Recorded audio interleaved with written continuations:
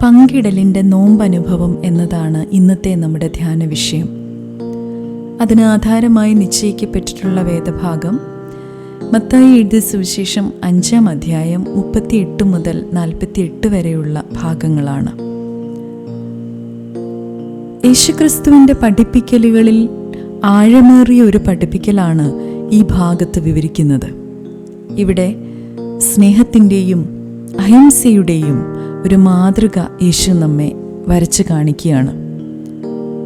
പ്രതികാരത്തിലുള്ള സ്വാഭാവിക മനുഷ്യ പ്രവണതയെ മറികടക്കാൻ യേശു നമ്മോട് ആഹ്വാനം ചെയ്യുന്നു.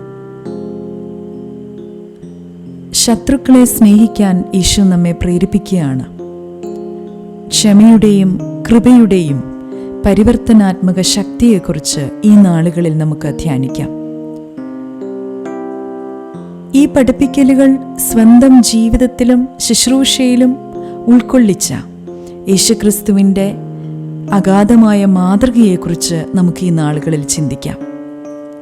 പീഡനവും അനീതിയും നേരിടേണ്ടി വന്നിട്ടും സ്നേഹത്തോടും അനുകമ്പയോടും കൂടെ പ്രതികരിച്ച് ദൈവത്തിൻ്റെ കരുണയുടെയും ക്ഷമയുടെയും ആഴത്തെ വെളിപ്പെടുത്തുകയായിരുന്നു യേശു.